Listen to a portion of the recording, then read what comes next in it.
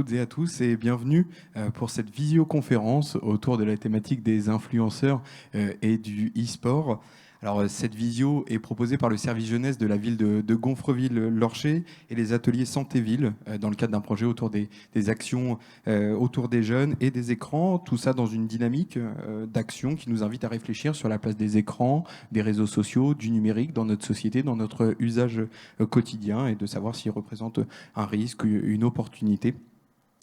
Alors, petite précision avant de commencer ce live, vous nous voyez, nous n'avons pas de masque. Bien sûr, tous les micros ont été désinfectés. On a une distance de sécurité respectée, voilà, qui nous permet de vous proposer ce live dans ces conditions.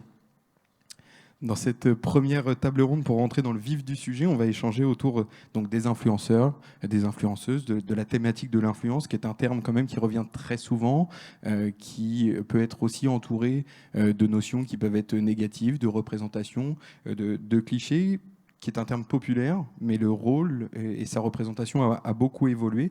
Et il y a un certain nombre d'interrogations qui peuvent être suscitées autour de ce terme. D'ailleurs, si vous nous regardez en ce moment sur le Facebook Live donc de la ville de Gonfreville, on vous invite à poser vos questions durant tout ce live, puisque nous avons 2 fois 45 minutes ensemble, une première partie autour des influenceurs et puis une seconde autour du e-sport. Donc si vous avez des questions, n'hésitez pas à les poser dans les commentaires et on viendra nous les transmettre. On essaiera de répondre à un maximum de questions en direct. L'introduction est finie. On peut débuter les présentations. Autour de moi, pour passer cette première table ronde, je vais commencer par Jérôme, qui est créateur de la chaîne YouTube Salut les Noobs. Donc, tu as à peu près 17 000 abonnés et tu présentes des produits, tu donnes des conseils, tu fais des tutos en lien avec la technologie. De la vulgarisation, c'est ça. Bonsoir, Samuel. Merci. À ma droite, Oscar, tu es jeune gonfrevillais et durant cette table ronde, tu vas échanger avec nous, tu vas poser tes questions justement au regard de jeunes par rapport à ça et je te remercie de ta présence. Bonsoir à toi. Bonsoir à toi. Et à ta droite, Nora, tu es psychologue, justement spécialisée avec les enfants et tu vas apporter ton éclairage justement sur le lien avec les écrans, les jeunes et de manière générale la relation qu'on peut avoir justement avec les écrans, les réseaux sociaux et les enfants. Bonsoir à toi. Bonsoir. Alors, je ne suis pas spécialisée que pour les enfants, mais je travaille beaucoup avec les enfants, notamment sur la ville de Gonfreville. Donc voilà, et merci pour l'invitation. Merci de la précision et c'est important pour les questions qui peuvent être posées justement dans les commentaires. N'hésitez pas hein, si vous avez des questions. Et pour finir, David, tu es passionné de jeux de société, créateur de la chaîne YouTube Tu joues ou quoi, avec près de 700 abonnés, où tu joues et tu parles, fais découvrir des jeux de société. C'est bien ça ? Ouais, c'est ça. En fait, j'essaie de partager la passion du jeu et d'expliquer quelques jeux, voilà, pour essayer d'intéresser un petit peu les gens à ça, quoi. Très bien, merci. Justement, ma première question elle va s'adresser à vous. Vous avez une chaîne YouTube où vous créez du contenu. Il y a une communauté qui vous regarde, qui vous suit. Est-ce que vous avez l'impression, vous, d'être influenceur ? Tu commences. Est-ce que mon micro marche? C'était juste pour savoir. Mais s'il marche, on est OK. Commence. Alors c'est une question que je me suis déjà posée plein de fois. En fait, je pense que je suis potentiellement un influenceur, mais en même temps, je le fais pas pour ça. Tu vois, c'est que y a des gens qui sont influenceurs et c'est leur démarche dès le départ. Ils veulent faire ça pour obtenir des choses auprès des marques et essayer comme ça de se faire une image là-dessus. Évidemment, moi, ma démarche, elle n'était pas du tout celle-ci. En fait, elle était vraiment de partager cette passion du jeu de société moderne. Évidemment, on ne parle pas des jeux auxquels on a pu jouer dans notre enfance, qui sont un peu vieillots maintenant, mais là, on vit vraiment dans une époque où les créateurs de jeux sont pleins d'imagination, créent plein de mécanismes différents, et ça mérite des explications. Et puis, c'est vrai que lire des règles de jeu, c'est compliqué parfois pour les gens, et le fait de voir une vidéo avec quelqu'un qui l'explique avec des mots simples, etc., ça peut aider. Donc c'est un peu ce but-là, quoi. Mais effectivement, c'est pas, tu sais que tu influences forcément des gens, parce que d'autant que sur chaque vidéo, en fait, on donne notre avis. Donc des avis qui peuvent être bien, dans un sens. S'il y a des choses à dire de mauvaises, on les dit, il n'y a pas de souci là-dessus. Hein. Je ne fais pas ça pour dire que du bien des choses. Mais effectivement, je sais qu'il y a déjà des boîtes de jeux qui ont été vendues dans des boutiques de gens que je connais. Voilà, j'ai déjà eu des retours là-dessus, comme quoi des gens sont venus suite à une vidéo, ou des gens qui n'ont peut-être pas acheté de jeu à cause d'une vidéo aussi. Enfin, voilà, donc on sait qu'on peut influencer les gens, mais c'est vraiment pas le but de base. Oui, c'est important ce que tu dis, c'est-à-dire que toi, quand tu t'es lancé dans cette aventure ou que tu voulais partager justement cette passion, c'est parce que en fait, tu aimes le jeu de société, tu aimes le partager, et donc tu voulais donner ton avis sur ça, et donc in fine, en fait, tu donnes ton avis, donc tu influences. Donc, je pense que c'est important de différencier les deux. Effectivement, on ne devient pas youtubeur pour devenir influenceur et inversement. Donc, c'est une notion et une subtilité, je pense, qui est importante Ouais, c'est ça. à relever. C'est vrai que moi, je suis allé vers YouTube parce que c'est ce qui me plaît, en fait, faire de la vidéo, avoir de l'image, jouer avec le son. Je pense que c'est des dérivés de mon métier aussi à la base, hein, parce que travailler dans le spectacle, forcément, c'est des choses que je connais un petit peu. Après, j'ai aussi un compte Instagram sur la chaîne. Pour le coup, je pense que Instagram influence beaucoup plus que YouTube, parce que là, on est vraiment sur une période où justement les éditeurs ou les gens les vendeurs en fait vont envoyer des jeux à des gens, et en fait on va se retrouver un peu comme un titre du moment sur une radio qui va être matraqué comme ça, et on va le retrouver comme ça sur Instagram sur des périodes très courtes, et c'est ce qui va devenir un peu l'objet de convoitise, et voilà, il le faut absolument, tu vois, au bout d'une semaine. Oui. Et sur YouTube, j'ai moins cette sensation-là, en fait. On est plus dans le côté vraiment ludique et explicatif que dans le côté mise en avant du produit. Oui. Oui, mise en avant du produit, hein, ça reste et ça devient un véritable levier marketing, hein, pour les marques. Donc ça, faut l'avoir en tête. Jérôme, toi aussi, tu mets en avant, en tout cas, tu présentes des produits. Est-ce que tu l'as en tête quand tu présentes un produit que potentiellement l'avis que tu vas donner va avoir un impact sur la façon dont il va le percevoir et dont il va être vendu ou non, ou plébiscité, acheté ou non? Je dirais qu'on est, parce que ta question de base, c'était est-ce que vous vous sentez un influenceur fait. aussi? Pour te répondre, je dirais que ça dépend un petit peu de pourquoi on fait la chaîne au départ, pourquoi on va sur Internet. Je me sens aujourd'hui comme un créateur de contenu. Moi, je suis informaticien dans la vie, j'ai une autre casquette d'informaticien. Et j'ai toujours aimé vulgariser, transmettre du savoir et dire « Attends, tu sais pas comment ça marche, mais moi je sais le faire, je vais t'expliquer en vidéo. » Et la seule chose, c'est que maintenant je le fais devant une caméra, mais avant je le faisais avec mes collègues, etc. Donc je suis, ok, il n'y a aucun souci, un créateur de contenu, sauf que quand on commence à marcher un petit peu, attention, je ne suis pas arrivé aux millions, etc. d'abonnés, quand on commence à marcher un petit peu, on est du coup un vecteur d'information, on a une communauté qui nous suit et du coup des clients à satisfaire ou à intéresser, pas les nôtres en fait, pas les nôtres, ceux des marques qui vont nous envoyer, comme disait David, des produits gratuitement. Moi, ça fait, c'est des routeurs 4G, c'est des appareils comme ça, des microphones par exemple pour de gaming, où j'ai des cadeaux, je ne paye rien, et derrière, je dois le tester. Donc forcément qu'au départ, ma passion était de transmettre un savoir, d'aider les gens à savoir se servir d'un ordinateur avec eux. Derrière, je sais et j'ai conscience que des marques se servent aussi de moi, mais je ne crache pas dans la soupe, c'est aussi intéressant. Des marques se disent, tiens, est-ce qu'on ne va pas plutôt appeler 10 youtubeurs ou youtubeuses pour leur envoyer, je ne sais pas, un téléphone, voilà, un smartphone. Est-ce que l'intérêt ne sera pas plus important d'en envoyer 10 à 10 youtubeurs qui vont être super contents, qui vont nous faire une vidéo où c'est un peu difficile de dire que c'est pas terrible, plutôt que de se payer une grosse star du cinéma qui derrière va faire un spot de 10 secondes et qui va être noyé dans la masse. Oui, je comprends. Et dans la mesure où on arrive à être transparent avec sa communauté et qu'on annonce, hein, tout de suite le fait que voilà, c'est un produit qui a été envoyé, et c'est intéressant ce que tu dis parce que forcément quand on te donne un cadeau, C'est très difficile de dire du mal.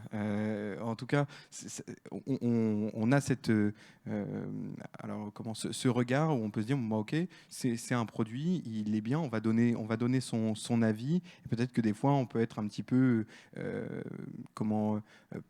vais pas dire aveuglé, c'est pas le terme, mais peut-être que voilà, son avis peut être un petit peu adouci par rapport à ça. Je sais pas. Non, moi je pense pas parce que Ouais.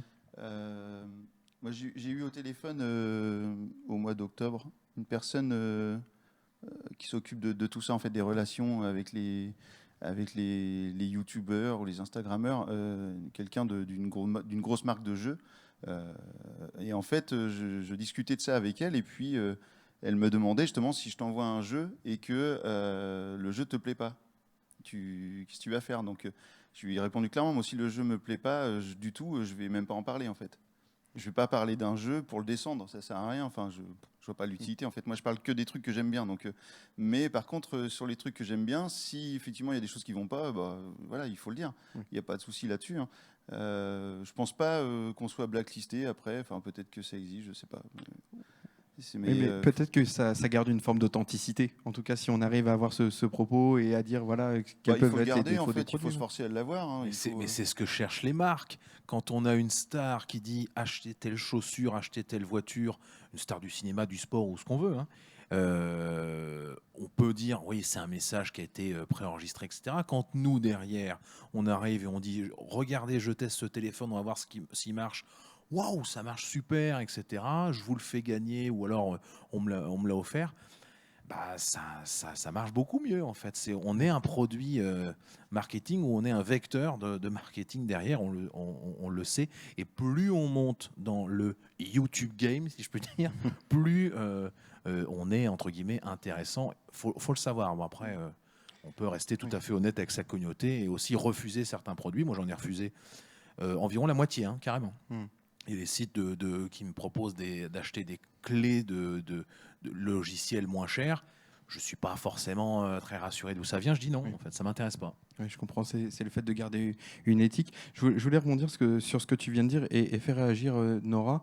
Je trouvais intéressant le parallèle sur il y avait une star qui va faire la promotion d'une marque et aujourd'hui en fait peut-être qu'avant les influenceurs étaient ces stars, aujourd'hui peut-être qu'elles le sont toujours, mais il y a une autre partie de la population qui peuvent jouer ce rôle d'influence. Qu'est-ce qui a changé justement dans le regard qu'on va avoir sur ceux qui vont pouvoir nous donner justement cette information?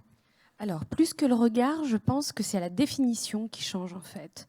Vous l'avez très bien exprimé, vous n'en donnez pas forcément la même définition.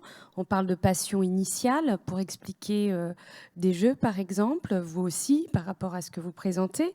Mais être influenceur, déjà, c'est une terminologie qui est mise dans le Larousse et dans le Robert depuis 2017. Donc, mais c'est quelque chose qui existe depuis bien longtemps. Donc, mais à partir du moment où déjà il a été établi comme une définition qui peut être présentée à tout à chacun, c'est bien que l'importance est de taille réelle aujourd'hui. Et celle qui, avant, il fallait être star pour être influenceur. Et aujourd'hui, j'ai envie de dire, être influenceur, c'est pour devenir une star du web, une star des réseaux sociaux. Donc vous voyez, il y a une espèce d'inversion pour pouvoir définir autrement un terme. Mais après, j'ai envie de dire, par rapport à tout ce qu'on entend déjà maintenant, mais tout ce qu'on va entendre par la suite, et tout ce qu'on peut déjà imaginer de ce que l'on pense, c'est aussi se dire que être influenceur n'a pas la même définition pour chacun. On verra pour Oscar ou pour Kevin dans la seconde partie, ou même pour moi, peut-être que j'aurai changé d'avis d'ici la fin de ces interventions. Mais le but, c'est d'être en mouvement, et c'est une définition qui est en mouvement. Être influenceur aujourd'hui, après c'est mon avis personnel, pour défendre l'intérêt des jeux de société, c'est l'inverse de tout ce que tout le monde peut penser d'un influenceur qui veut vendre des sacs à main. Et en même titre, on peut dire qu'une jolie fille est passionnée par les sacs à main et va vouloir vendre, ou en tout cas placer plein de sacs à main. Vous voyez, tout se défend en fin de compte. Mais tout se défend dans l'intention de faire les choses. Ce qui peut être quelquefois moins défendable, c'est le public. qui est en face, comment il va accueillir les choses. Et puis aussi dans l'intention qu'on donne à défendre quelque chose. Quand on présente quelque chose, c'est pour le défendre. Mais on sait aussi que beaucoup de personnes sont là aussi pour les descendre, comme vous disiez, ce qu'on appelle les haters, hein, tout simplement. Ceux qui sont là pour parler méchamment ou faire du mal à quelque chose ou même à quelqu'un, hein, de manière détournée. Donc voilà. Alors, je ne sais pas si je réponds directement à votre question, mais en tout cas, je pense que ça donne un sens plus global à ce que vous voulez questionner. Ouais, tout à fait. Je pense que c'était l'intention qui détermine vraiment la relation et le pourquoi on est présent sur la plateforme et qu'on cherche à influencer. Voilà, avec cette éthique. Et si je peux me permettre, il ne faut pas oublier que le mot influencer, au début, ça a une connotation un peu péjorative. Hein. Se laisser influencer, ça n'a jamais eu une connotation oui, c'est peut-être positive. de là où le terme est un petit peu biaisé. C'est là non seulement qu'il est biaisé, mais où tout de suite, quand on parle d'influenceur, on va avoir les mauvaises images et pas les bonnes. Il y a une notion de subordination, forcément. C'est qu'il y a un influenceur, il y a des influencés. En face, c'est en effet... Ouais. Oui, de subordination. Un rapport de force. Et d'emprise. Exactement. Tu voulais réagir peut-être, Oscar, par rapport à cette définition de l'influenceur ? Après, qu'est-ce qu'un influenceur aussi? Ça dépend aussi de l'âge de la personne. Qui influence qui? Ça revient à cette question-là. Qui influence qui? Je pense que d'abord, qui influence qui? C'est un peu l'entreprise qui influence l'influenceur. Parce que tout simplement, l'influenceur teste les produits, donc forcément, c'est le premier influenceur. Après, bien sûr, qui influence qui? L'influenceur influence bien sûr ses fans, son public, tout simplement. Oui, tout à fait, sur cette définition de l'influenceur avec ce produit qui circule. Effectivement, on peut influencer par des idées, on peut influencer des actes d'achat. Je pense qu'aujourd'hui, les marques ont saisi peut-être l'intérêt autour de ça. J'ai une question pour toi, Oscar. Oui. C'est youtubeur, influenceur, c'est un des métiers les plus fantasmés par la tranche de jeunes. Il y a 20 ans, à la sortie de la Coupe du Monde 98, le métier de rêve, c'était footballeur. Oui. Et ben, aujourd'hui, on est sur du youtubeur, influenceur. Est-ce que toi, c'est vraiment un métier aussi? Oui, c'est une vraie question. Ouais. Mais est-ce que footballeur est un métier? Je pense que voilà, ça peut être aussi la question. Voilà, c'est professionnalisé, mais youtubeur, avec les lois dont on a pu parler, est-ce que toi, tu le vois dans ton entourage? Déjà, est-ce que c'est un métier? Moi, je pense que oui, à une certaine échelle, parce que tout simplement, vu que c'est rémunéré, on peut y vivre. Donc c'est un métier, forcément. Voilà. Ouais.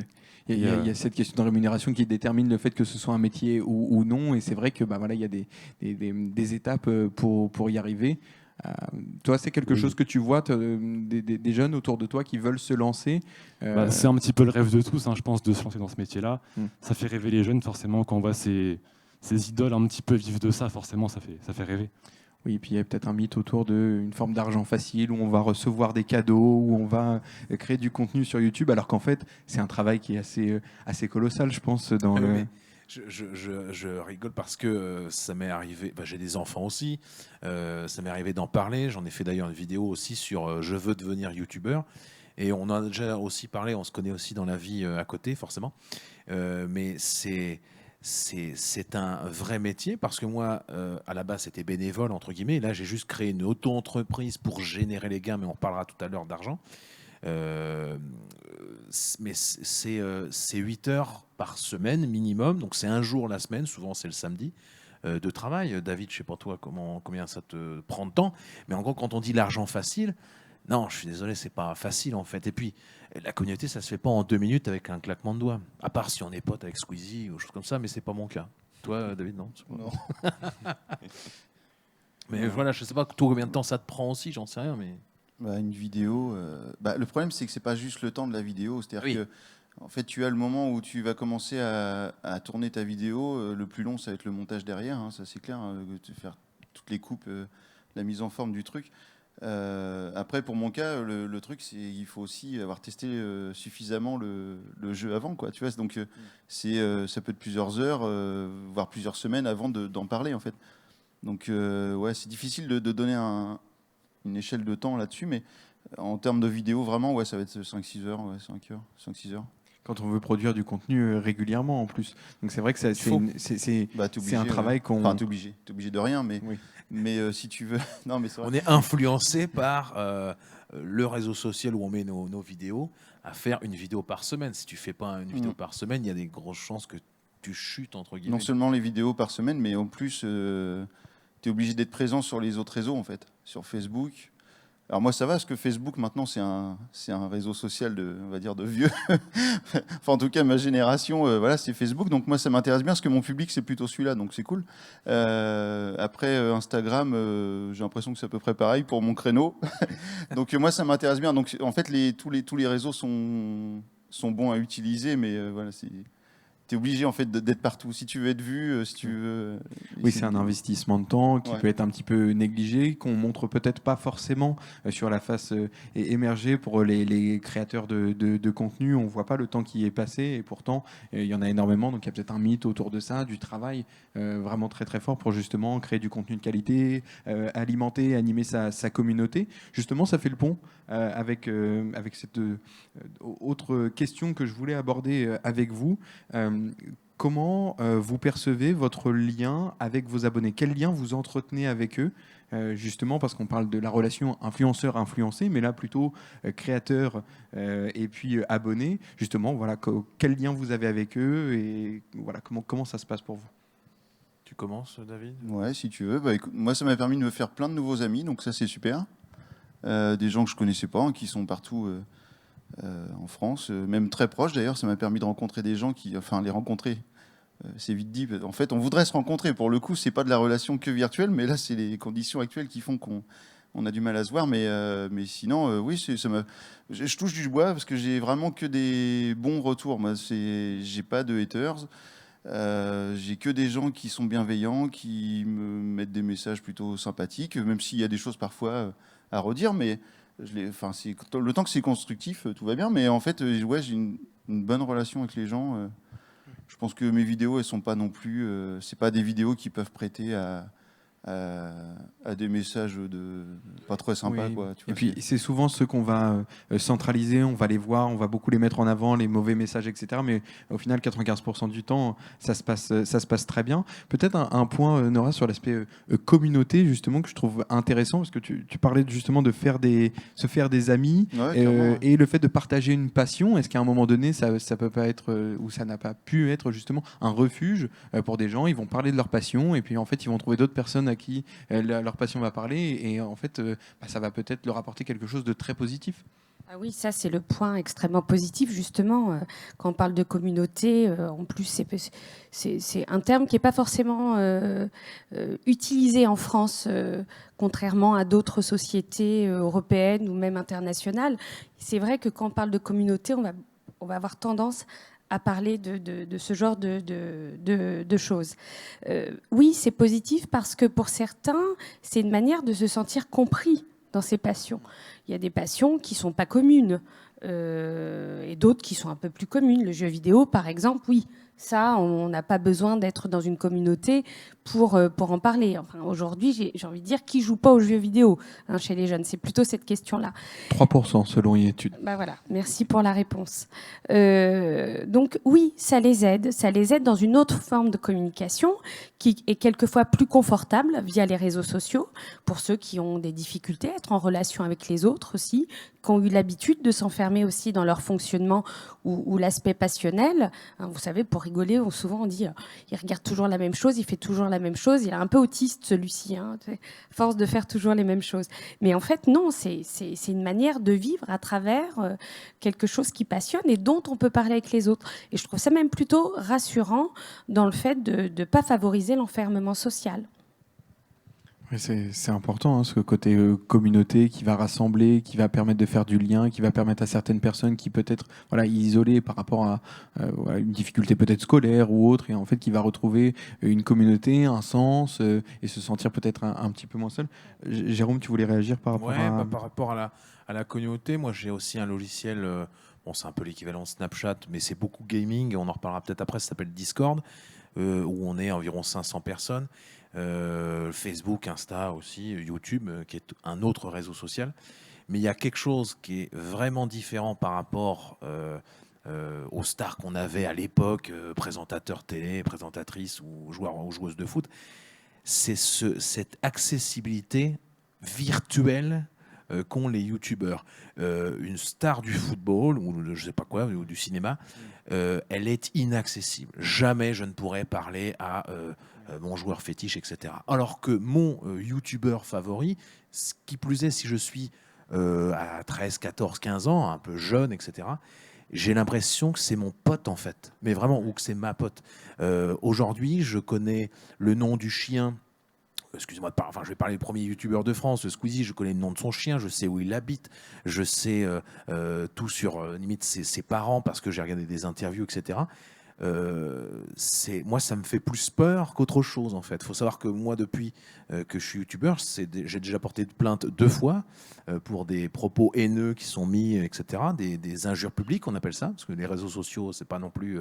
C'est un peu comme si on me dit dans la rue avec un témoin, c'est une injure publique.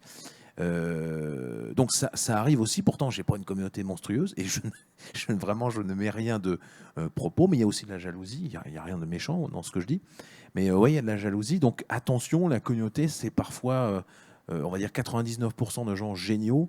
Il y a quand même ce petit pourcent de gens haineux. Mais moi, ma communauté, je les dépanne sur l'informatique. Tiens, tu sais pas comment on fait.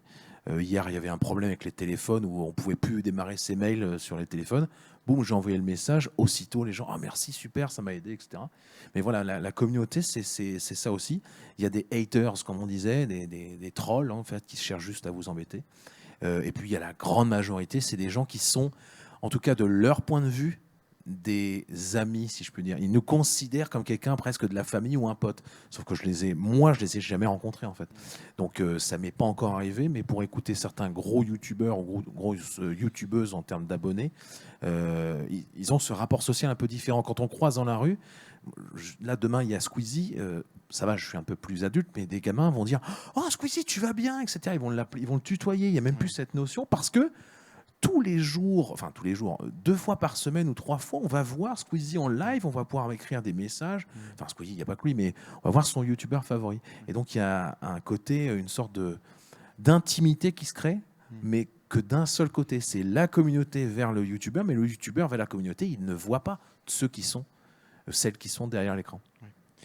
Je te pose la question, Oscar, est-ce que toi, tu as l'impression, justement, par rapport au propos de Jérôme, est-ce que tu as l'impression que les youtubeurs sont beaucoup plus accessibles et peut-être c'est ce qui fait que ces influenceurs ont beaucoup plus de poids que les stars? Est-ce que c'est cette proximité et est-ce que toi ou l'entourage, tu as l'impression qu'il y a une proximité avec certains youtubeurs que tu trouves accessibles parce qu'ils le sont? Pareil, tout dépend aussi de l'influenceur, de son impact. S'il a beaucoup d'abonnés, il répondra moins à ses fans. S'il en a beaucoup moins d'abonnés, par contre, il sera plus accessible.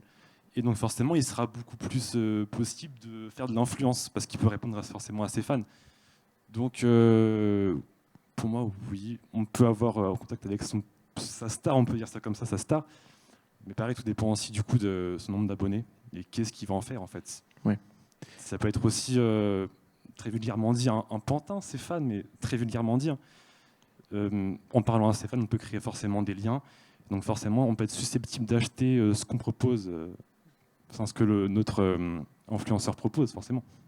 Oui, mais on le perçoit peut-être pas comme étant un influenceur au moment où on le voit, mais plutôt comme un ami, oui, un ami qui va nous recommander, et peut-être à juste titre, avec une intention qui est louable, parce qu'il a développé quelque chose qui lui tient vraiment à cœur, ou qui fait la promotion de quelque chose qui lui tient vraiment à cœur. C'est vrai que cette notion d'intention, elle était intéressante et importante, je trouve, à mettre, et qu'on n'est pas tous égaux. Ils ne sont pas tous égaux en termes d'intention et d'éthique. Vous voulez réagir, Nora? Oui. Alors, est-ce que, parce que j'entends parler de communauté, après j'entends parler d'abonnés, est-ce que le nombre d'abonnés fait la communauté ou est-ce que, voilà, comment vous dissociez ou vous différenciez Moi, c'est les surtout deux? le terme de fan qui me dérange un peu, en fait, parce Ouais. que en fait, les fans, ça va s'adresser à quelques youtubeurs dont tu peux t'en donner un exemple. Mais voilà, c'est c'est des stars, machin. Mais ça, c'est un pourcentage très réduit de gens sur YouTube. Enfin, moi, appeler les abonnés des fans, moi, j'ai aucun fan, hein, tu vois, c'est juste des gens qui ont, à un moment donné, cliqué sur une vidéo, qui ont aimé cette vidéo-là, qui ont peut-être vu une seule de mes vidéos et qui se sont abonnés en soutien pur et simple, tu vois, mais En aucun cas, c'est des fans, tu vois. Ouais, par contre, pour répondre à votre question, oui, les abonnés, c'est ce qui crée, je pense, plus la communauté, parce que c'est eux qui vont pouvoir laisser des commentaires. Enfin, n'importe qui a un compte YouTube va pouvoir laisser un commentaire sans être abonné, mais bien souvent, c'est ces gens-là. Il faut savoir que, et ça va peut-être résonner aussi chez vous, chaque YouTuber a un peu sa petite phrase d'intro, sa petite phrase d'outro ou de fin, on va dire, on va rester français, sa phrase de fin.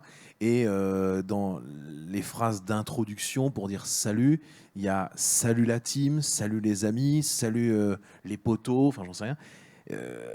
C'est aussi aux youtubeurs, à la youtubeuse de se créer cette communauté. Et quand on regarde un youtubeur, ça va être on retrouve cette mimique au début, on retrouve cet environnement. La plupart des youtubeurs et youtubeuses tournent chez eux, donc on retrouve le chien qui passe là, etc. On voit tout. Donc ouais, il y a cette relation de proximité. Et donc la communauté, par exemple, moi c'est mon réseau principal, créateur de contenu sur YouTube. Donc j'ai une communauté Discord, c'est plutôt ceux qui veulent un coup de main, où je les dépanne, gratuitement, bénévolement, je m'en fiche. La communauté Twitter, j'ai pas vraiment de communauté Twitter en fait. Moi c'est vraiment YouTube, etc. Donc chaque réseau a sa communauté, mais quelqu'un qui me suit sur Twitter sera au courant de toutes les infos. Donc il fait partie, on va dire, de ma communauté, si je puis dire. Voilà. Après, sur Instagram, c'est différent. C'est-à-dire que chacun a des followers, en fait. Hein, c'est pas des abonnés. C'est-à-dire qu'on suit, mais en fait, oui, c'est la même chose. Mais pour le coup, Instagram, c'est une communauté, en fait. C'est pas chaque compte a sa communauté. Moi, je le vois sur tous les comptes sur lesquels je suis abonné, en fait. C'est vraiment la totalité qui crée la communauté et pas chaque personne a sa communauté. Je ne sais pas si je m'explique bien. Mais... Oui, bien sûr, ça dépend du réseau, effectivement, en fonction non, je ne m'explique pas bien. La communauté. Justement, on a tiré plein de choses très positives. En tout cas, on a mis des points d'attention, on a vu des choses qui étaient très positives autour justement de créateurs de contenu et qu'on n'est pas forcément guidé par la notion d'influence. Effectivement, il y a certaines vigilances. Qu'est-ce qui peut être... alors je vais dire dangereux, même si le terme est peut-être un petit peu fort, mais quel risque il peut y avoir à suivre un influenceur un petit peu les yeux fermés, et qu'est-ce que justement ce à quoi on peut éventuellement faire attention quand on est suiveur d'un compte, d'une page. Est-ce que l'esprit critique dont on peut faire preuve peut être un petit peu masqué quand on a affaire justement à quelqu'un auquel on a confiance? Alors la première chose, c'est effectivement en fonction du public, et puis vous les voyez pas forcément, vous, ces gens-là. Voilà, vous les nommez peut-être, mais ils vous connaissent plus que eux, vous ne les connaissez pas. Voilà. Le risque, c'est face à un public vulnérable. Et souvent, les plus vulnérables sont ceux dans la jeunesse, effectivement, qui peuvent être en difficulté relationnelle, scolaire, familiale, identitaire. Et pourquoi j'insiste plus sur la notion d'identité? Parce que le risque, c'est de perdre ou de ne pas avoir accès à son identité en tant que jeune.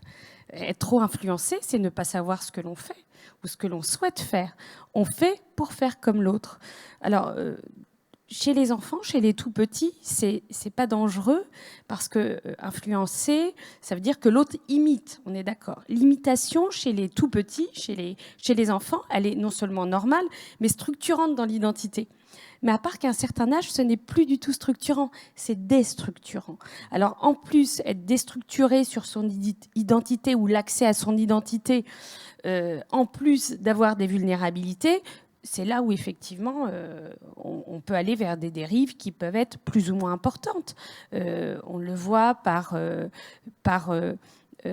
biais qui est très important, c'est celui de l'addiction. Être addict, ne plus pouvoir se passer de voir tel youtubeur ou instagrammeur qu'il faut aller le voir plusieurs fois dans la journée ou que ça a une influence sur comment je vais m'habiller aujourd'hui enfin, ça c'est une question simple, mais ça peut être des questions beaucoup plus complexes et existentielles. Oui. Donc oui, là ça peut être dangereux. Oui, je vais me permettre de rebondir parce qu'en fait, on a beaucoup parlé du produit, en fait, que l'influenceur vendrait un produit, mais c'est pas toujours ça. Et à la limite, si on achète un produit, voilà, qui est dans nos moyens et parce que voilà, on aime bien, on l'a soutenu, ou voilà, l'impact peut être limité. Par contre, s'il est idéologique, et ça a posé la question, et il y avait eu un précédent sur justement quelqu'un qui avait une chaîne YouTube, beaucoup d'influence, et qui préconisait des régimes un petit peu miracles, etc. Et c'est quelqu'un qui a influencé beaucoup de monde et a conduit un certain nombre de personnes aussi à avoir des conduites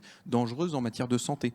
Pas en lien avec l'addiction, mais avec un régime prétendument miracle, etc. Et qui avait une certaine communauté. Et ça, c'est vrai que peut-être que l'influence idéologique peut avoir un impact beaucoup plus important que celui d'acheter peut-être quelque chose de mauvaise qualité. Et puis, bon, bah voilà, l'impact sur soi est peut-être un petit peu différent. Ça me permet peut-être de faire le pont avec un mythe, ou en tout cas quelque chose de très fantasmé. Peut-être qu'on vous a déjà posé la question, vous en tant que créateur de contenu, la rémunération. Jérôme, tu as évoqué le YouTube Game. Je pense que c'est quelque chose qui est très fantasmé. On va penser millions et recevoir des cadeaux tous les jours. Justement, sur cette partie de rémunération, concrètement, est-ce que combien de pourcentages peuvent vivre justement de cette création de contenu et je vais dire vente de produits, placement de produits par ce biais-là? Après, je ne sais pas si David, tu voulais évoquer les gains que tu as eus depuis le début de ta chaîne au centime près. Je pense qu'on est proche de zéro. Voilà. Bah, Bah en oui, fait, parce mais c'est pourquoi? Parce que j'ai pas atteint encore la monétisation. Parce qu'en fait, il y a des paliers. En fait, tu vois, c'est. Enfin, je dis tu. Hein, Oui, je suis bien désolé. C'est l'habitude. En fait, il y a des paliers. Il y a un palier à atteindre pour être monétisé. Et effectivement, moi, j'ai besoin de l'atteindre, clairement. Hein, sinon, tu ne afin gagnes pas. d'être mis en avant, en fait. C'est toute la problématique. C'est que là, je suis sur un palier qui est très difficile en ce moment parce que il manque la mise en avant de YouTube qui va proposer tes contenus.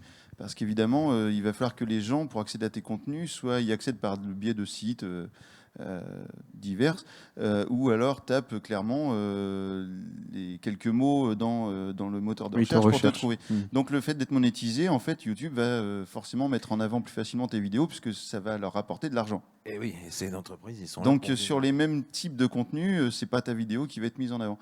Donc moi j'y suis pas encore, donc effectivement mes gains c'est zéro. Pour l'instant, ça va. Mais donc voilà, après toi tu Abonnez-vous. peux, ouais, faut vous abonner. Mais voilà, donc concrètement, ta question sur la rémunération, moi j'ai aucun problème. Autant en France, on peut pas donner son salaire, etc. Les gens ont trop peur, mais moi ça me dérange pas du tout. Moi, je crois que le mois dernier, c'était 330 €. Attention, ça s'appelle, j'ai fait économique et social, il me reste encore de bon reste, ça s'appelle un chiffre d'affaires. Ce n'est pas un bénéfice, c'est-à-dire que l'assurance pour une année, une ERC Pro, hein, si je me blesse, machin, etc., ça c'est déjà 200 balles, enfin voilà, il y a quand même des choses à retirer, il y a du temps passé. Donc 300 € de chiffre d'affaires par mois environ avec des vidéos, ça dépend du nombre de vues. Je tourne aux alentours de 100 000 visionnages par mois. Et en fonction de notre communauté, certains installent des petits bloqueurs de publicité qui fait qu'on ne voit pas les pubs au début, ce qui fait que je peux avoir aussi bien 4 millions de vues demain et faire 0 sur ces 4 millions de vues parce que tout le monde a un truc qui bloque les pubs. Ça n'existe pas trop sur smartphone, c'est un peu plus embêtant, mais sur PC, ça existe beaucoup. Donc voilà, 300 €. Donc j'en vois déjà, parce que moi je les vois en fait. Toi, tu les vois peut-être pas, Samuel, moi je les vois derrière l'écran, des jeunes qui se disent « Wow, c'est terrible, 300 €. » Bon, 300 € pour vivre quand il y a Internet à payer, un PC, bon, on ne vit pas avec 300 €. Non. Donc quand on commence à monter, imaginons que j'ai 10 fois plus de vues par mois, voilà, on passe à 1 million, 10 millions, etc. Là, on commence à arriver à des budgets d'environ 30 000, ça peut arriver 30 000 €. Mais là, on est aidé parce qu'il y a 2 vidéos à sortir par semaine, il y a une communauté, donc on gère moins de choses, mais après, ça permet de mettre de l'argent dans une entreprise. Et puis derrière, il reste quand même des choses à payer. Ce sont les taxes, puisque sur ces 300 €, il faut quand même savoir que je suis auto-entrepreneur. C'est la loi, hein, voilà, je ne peux pas les gagner dans ma poche. il faut les déclarer et payer un certain nombre de pourcents. On est aux alentours de 24, je sais plus, 25. Enfin, ça se calcule tout seul sur le portail, c'est très bien foutu. Et donc, je ne gagne pas exactement la somme sur mon compte. Donc, au final, 200 balles par mois, c'est pas très cher payé pour travailler 4 x 8, 32 heures par semaine. La passion est là. Oui, c'est ce que j'allais dire, c'est plutôt la passion et la transmission de la passion qui permet de continuer. Clairement, et c'est un éventuellement, voilà, ça permet de... Ça fait toujours plaisir après. Le voilà, matériel, si on peut ça s'acheter permet... une caméra, Voilà, si on peut s'acheter un Mais c'est vrai jeu que vidéo. le palier de la monétisation, toi tu m'avais dit, à partir du moment où tu as pu monétiser tes vidéos, Je suis devenu une star. non mais ça a boosté vraiment. Bah oui, tu l'as parce senti, que bien sûr. YouTube, c'est une entreprise. On est, moi, je me sens un peu salarié de YouTube parfois, parce que vraiment, les vidéos, c'était... en fait, la barre, c'est 1000 abonnés. Je ne sais pas si on l'a dit. Oui. Oui, 1000 abonnés, 4000 heures de Et visionnage. 4000 heures de visionnage. Aujourd'hui, c'est ce que je fais par mois sans problème, les 4000 heures. Là, j'ai fait 8000 heures le mois dernier et genre 3500 abonnés en un mois, en fait. Mais je fais le même contenu que le mois dernier, enfin qu'il y a un an. Oui, il y a etc. vraiment... Et je crois que c'est 7 mars, c'est resté. Voilà, 7 mars 2020, je suis passé à 1000 abonnés.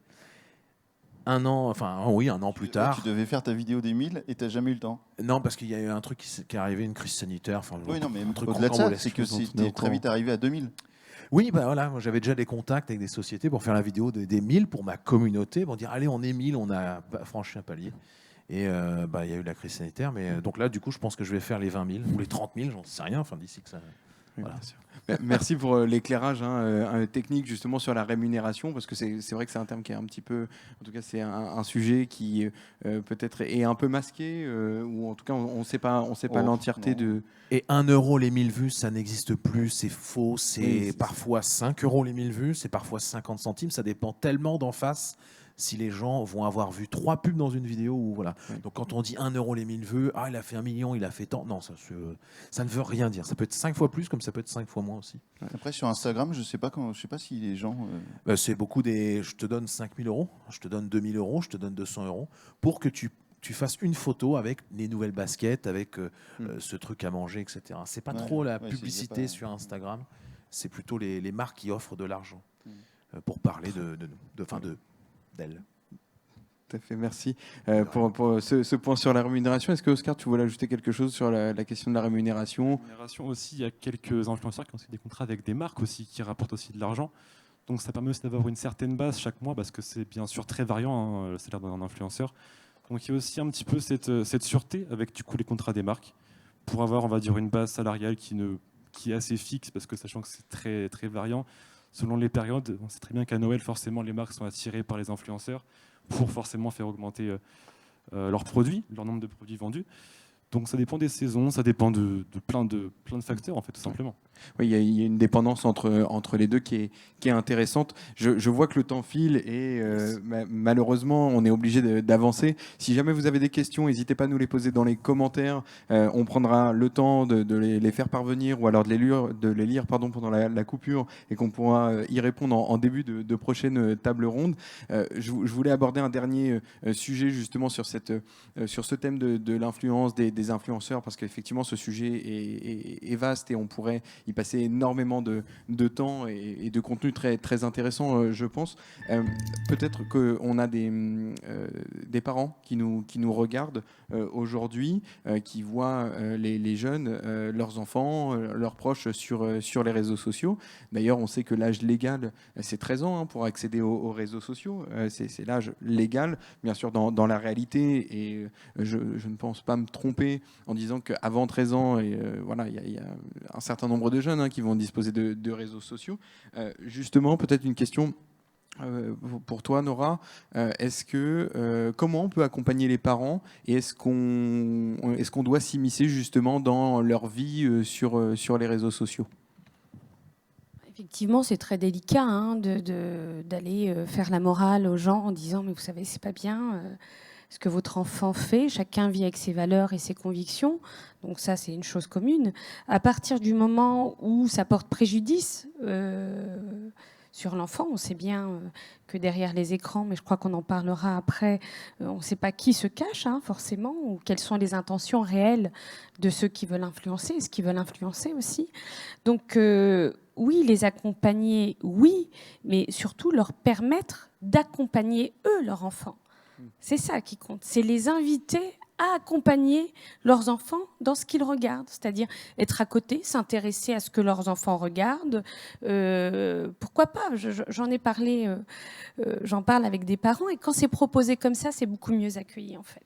Quand c'est proposé comme eux, dans un rôle actif d'accompagnant, oui. Mais si nous, on se propose en tant que professionnels d'être des accompagnants directs, non, on peut les diriger, les aider à se poser des questions ou les aider à explorer leur manière de faire avec leurs enfants, mais pas des lignes de conduite toutes faites, bien moralisatrices, qui, je pense, pourraient avoir un effet contraire. Oui, c'est perdu d'avance si on s'y prend comme ça. Le côté intérêt, puisqu'il y a vraiment une dynamique, une communauté à part, quelque chose de vraiment, vraiment particulier, et si on ne s'y intéresse pas, au final, on ne va pas comprendre de quoi il est question, et donc forcément d'être à côté de la plaque, entre guillemets, alors que si on s'intéresse et qu'on cherche à savoir qui sont justement les personnes qui sont regardées, tu regardes telle personne, c'est chouette, et d'aller regarder aussi ce qu'il en est, ou de regarder avec lui, c'est la présence aussi à côté, notamment dans ces moments-là.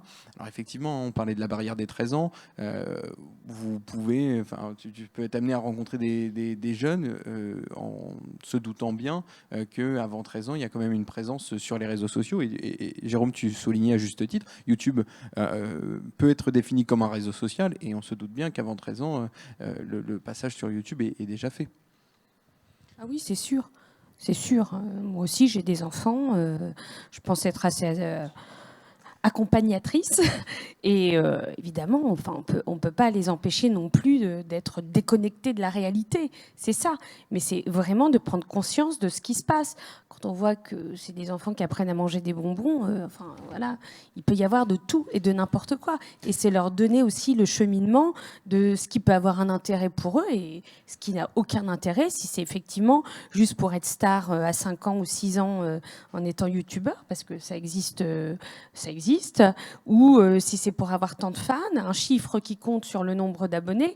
Tout ça, ce sont des éléments qui peuvent donner un non-sens et justement discréditer ce qui est aujourd'hui, moi le terme influenceur me dérange un petit peu, mais en tout cas une personne active sur les réseaux avec un intérêt et une fonction bien réelle. Mais je vois bien, c'est vraiment dans l'intention et dans l'accompagnement qu'on peut avoir, et justement de participer à cette découverte, à cette exploration. Tu faisais le parallèle avec la nourriture, et je le trouve intéressant parce qu'en fait, on va faire attention à ce que notre enfant mange, et on parle de consommer de la vidéo, on parle de consommer les réseaux sociaux, donc il faut être aussi attentif à ce biais-là, et justement de se dire que ça a un impact, et que plutôt que de prohiber, être dans le dialogue et la discussion. Oscar, alors je vais révéler ton âge en public, je suis désolé, tu as 15 ans. Oui. Légalement, tu as accès aux réseaux sociaux il y a 2 ans. Dans les faits, peut-être que c'est différent. Est-ce que toi, tu as eu un accompagnement de la part de tes parents? Quel regard ils ont eu autour de ça? Comment ils ont géré cet aspect? J'ai commencé les réseaux vers, excusez-moi, 10 ans. Je suis un petit peu hors la loi. Mais mes parents, dès le début, regardaient ce que je faisais, regardaient ce que je postais, parce que c'est important. Quelques données personnelles peuvent fuiter, forcément, ça peut poser beaucoup de problèmes. Surtout à cette époque-là, parce que c'est un petit peu, si je peux dire l'âge, l'âge bête, même si l'âge bête, on peut poster beaucoup de choses pas personnelles, forcément. Donc oui, il faut avoir un regard sur ça. Même encore quand on est majeur, j'ai envie de dire, il faut regarder ce qu'on peut poster, ça peut être très très dangereux. Oui, ça peut avoir un impact qui dépasse ce qu'on peut imaginer. Comment tu l'as vécu, toi, justement, sur le fait que tes parents regardent un petit peu ce que tu pouvais faire et t'accompagnent? Certainement, au début, on est un petit peu énervé, forcément, faire ça un petit peu ce qu'on veut. Mais il faut aussi forcément avoir des limites. Et heureusement qu'ils sont là, parce que c'est quand même seul, quand même, c'est un monde très très vaste et très très dangereux. Donc il faut forcément être accompagné dès le début, je pense. Oui, on parlait de 95% de personnes qui sont plutôt bienveillantes, et puis si on tombe sur une personne qui est mal intentionnée au travers justement d'un échange, d'une rencontre avec quelqu'un qui ne l'est pas, mais 95% du temps ça se passe bien, mais il faut quand même avoir ce regard qui est très important. Surtout que même pour les jeunes, moi mon fils fait et aussi du coup commence à être un peu créateur de contenu sur YouTube. Et à partir du moment où tu fais ça, que tu sois, que tu aies 12 ans, 13 ans, 15 ou 40, peu importe, tu t'exposes. En fait, c'est ça qu'il faut bien leur faire comprendre. C'est-à-dire que tu t'exposes aux gens. Et forcément, en t'exposant, tu vas solliciter des réactions. Et je pense plus tu es jeune, plus tu peux subir des réactions peut-être néfastes, parce que tu vas avoir des commentaires de gens qui sont aussi jeunes que toi et qui potentiellement vont pas forcément réfléchir avant de mettre un commentaire. Donc tu vois, c'est là où il peut y avoir un danger en fait pour.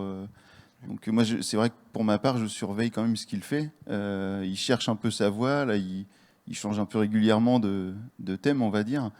Mais ouais, faut faire gaffe, quoi. Dans la construction de soi, ça peut être hyper blessant de recevoir ce type de commentaires, ce type de réactions. C'est important, c'est aussi à ce niveau-là. Il faut se blinder, mais il faut le savoir avant de poster la première vidéo. Tu vois, il faut quand même qu'il y ait quelqu'un qui te l'explique, ça. Attention, peut-être que tu as un commentaire en disant c'est nul. Tu vois. C'est nul, c'est le genre de commentaire qu'on peut vite faire trouver en fait sur t'es nul, machin, enfin, ou je sais pas. Et c'est en ça où il faut accompagner, et je vais devoir clôturer nos échanges. On a dépassé un petit peu le timing. J'espère que vous n'en voulez pas d'avoir dépassé de 5 minutes. Justement, je trouvais que la conclusion elle était intéressante, puisque peut-être qu'on a une perception différente, chacun, une vision différente de l'influenceur, du créateur de contenu. Pour autant, en fait, le secret réside peut-être dans l'accompagnement, dans la prévention par rapport à ça, et dire attention, peut-être qu'effectivement tu peux tomber sur des commentaires qui sont malveillants, d'avoir un regard toujours, de communiquer et de pas justement interdire, prohiber. Et ça, c'est vraiment peut-être ce qu'il faut garder en tête par rapport à ça, parce que voilà, il y a des nombreux clichés, il y a des fantasmes qui sont véhiculés peut-être dans les médias ou autour de soi sur justement cette fonction, ou en tout cas ce rôle d'influenceur. Et donc il faut être vigilant aussi en tant que parent, à mon sens, à ne pas être influencé aussi par ces clichés qui peuvent être véhiculés sur tout cet univers numérique. Et je pense que le mieux, c'est de se renseigner, c'est de prendre les informations, de consulter justement ce contenu pour se faire le meilleur avis possible justement sur cette question. Merci à vous d'avoir pris part à cette première table ronde. Merci pour vos éclairages, pour vos commentaires et pour vos réactions.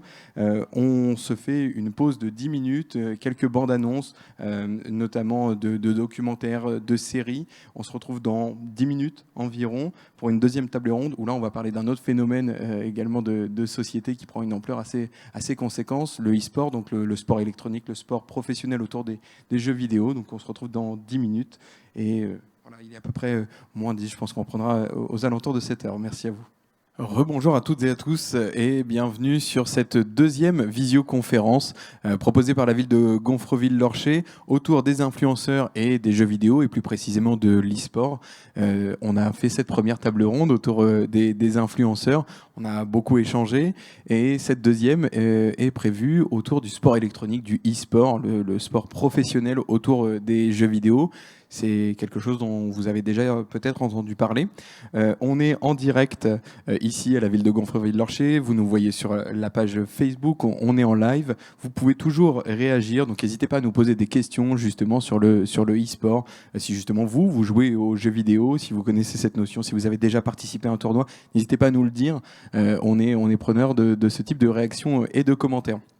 Pour m'accompagner sur cette deuxième table ronde, des visages que vous avez déjà vus sur la première table ronde, mais peut-être que vous n'étiez pas présent.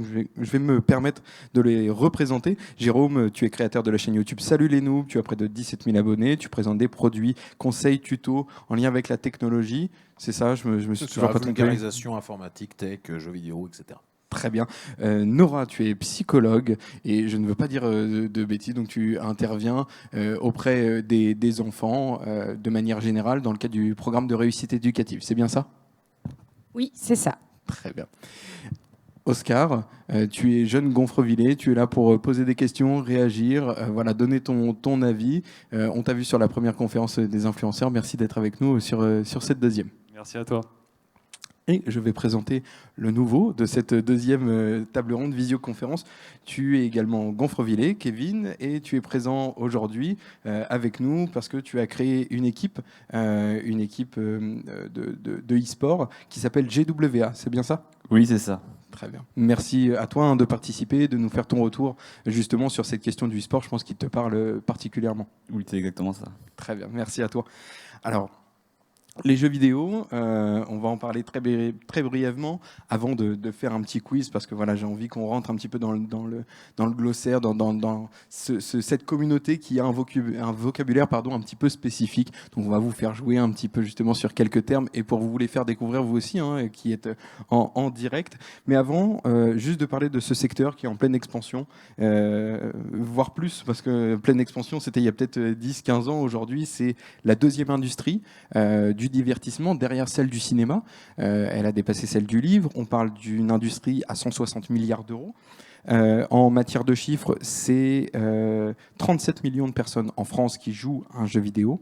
97% des jeunes, donc de 10 à 17 ans, qui vont jouer à un jeu vidéo. Donc on peut dire que c'est totalement présent dans la vie, dans la construction d'un jeune, mais aussi dans la vie courante. Et pourtant, c'est une industrie, un secteur qui a été longtemps montré du doigt, longtemps affublé de critiques, ou en tout cas de clichés. Dans ce milieu, pour tous ceux qui travaillaient, pour tous ceux qui pratiquaient, pour ceux qui souhaitaient intégrer ce milieu, on a toujours dit que c'était un milieu qui n'avait pas forcément d'avenir, il fallait pas trop, c'était pas vraiment très sérieux. Et aujourd'hui, quand on voit justement le poids financier, la reconnaissance, l'intérêt des marques, etc., il y a une forme de revanche des geeks, entre guillemets, donc là, ceux qui sont vraiment aficionados, on va dire, de la technologie et des jeux vidéo. Voilà, on assiste peut-être à une sorte de revanche des geeks. D'ailleurs, petite question, si je te dis que tu es geek, tu le prends mal ou pas ? Non, pas du tout, j'assume. Pareil ? Ça dépend quel sens on met, mais je crois que c'est pas l'objet. Donc je suis geek, mais pour plutôt le côté jeux vidéo, jeux de société aussi un petit peu, et informatique. Très bien. Effectivement, je pense que le terme il s'est transformé au fil des années. Peut-être quelque chose qui était moins bien vu, auquel on associait des notions qui n'étaient peut-être pas extrêmement positives, d'isolement social, etc.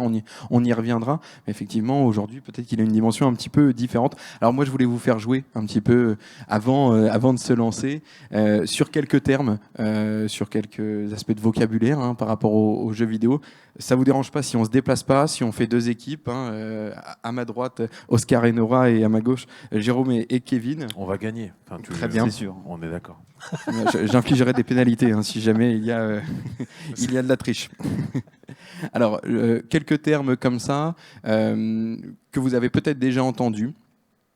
Il faut me donner la définition. Par exemple, en fin de partie, quand quelqu'un écrit ou va dire GG, qu'est-ce que ça veut dire ? Parlez dans le micro pour prendre la main. Good game. Oh là là, ce talent. 1-0. Là, clairement, aucune réaction du côté gauche. Effectivement, good game. Je laissais madame quand même répondre, etc. Mais c'est vrai que nous, on le dit jamais parce que c'est les autres qui nous le disent. Qui gagnent. Ouais. Non, c'est les autres qui de... nous disent vous avez bien joué, quoi, GG. Très bien. Effectivement, GG, quand on entend ou on lit GG, on parle de good game. Si on lit ou on entend, je reviens ASAP, A-S-A-P, à votre avis ? Alors là, tu connais, toi ? Non, je connais pas. Oh là là, il faut revoir Moi, je les dis cours BRB. d'anglais maintenant. Ça veut dire as soon as possible, dès que possible. Je reviens à ZAP. Mais ça, c'est pas forcément que le vocabulaire geek. Tout à fait. Je sais que dans le monde de l'entreprise, à Paris, tout ça, tiens, tu m'envoies ton truc à ZAP, etc. Ça se dit beaucoup. C'est peut-être un truc de vieux, du coup. Je sais pas, mais... Oui, je pense que c'est ça. Non, ça vous apprend. Pourquoi je suis vieille ? Non, pas du tout. Mais vous n'avez pas 15 ans, ni... on va pas dire son âge, mais... Effectivement, c'est as soon as possible, aussi vite que possible. Effectivement, c'est peut-être pas forcément appliqué au monde du jeu vidéo, mais peut-être plutôt à la culture actuelle générale. Si on dit il a floudé une boîte mail, floudé, je sais pas, une boîte de chat ou autre, qu'est-ce que ça veut dire ? On les laisse répondre. Floudé, non ? Moi, j'aurais dit hacker. Je suis pas sûr qu'on soit sur le même terme à ma gauche. Non, je vais laisser répondre. Non, je te laisse, vas-y. Non, vas-y. Non, bon, alors, flouder, c'est mettre un nombre important de messages dans un canal de discussion, peu importe lequel il soit. Donc, flouder, par exemple, cette conférence, ça veut dire je mets 15 fois lol, lol, lol, lol, lol. Bon, ça n'a Donc c'est aucun un peu du intérêt. spam finalement. Ouais, c'est du spam. Voilà. Ça y Le ressemble. spam, c'est plutôt l'email, mais oui. Oui, c'est ça. C'est l'ancêtre du. Ouais. Enfin, C'est beau mettre C'est beaucoup l'actuel de du messages qui spam. n'ont pas vraiment beaucoup d'intérêt. Voilà. eh ben, n'hésitez pas à flouder l'espace des commentaires du live que vous avez sur la page Facebook de Gonfreville-Lorcher, mais flouder de commentaires, de questions, Constructif aussi. de constructifs, oui, tout à fait. N'hésitez pas à le faire, pour le coup. On prendra les questions que vous nous posez dans les commentaires. Un dernier, peut-être, qui est peut-être pas spécifique au monde des jeux vidéo, mais de manière plus générale, qui est utilisé. Si vous entendez quelqu'un qui écrit ou qui dit Osef, Moi, je l'ai. Mais je l'ai. Moi aussi, je l'ai. Ouais, voilà, ça va très très vite. En même temps, Vas-y, j'aurais dû vas-y, à mélanger, toi. j'aurais dû gentil. mélanger les équipes. Ça diront, on s'en fout.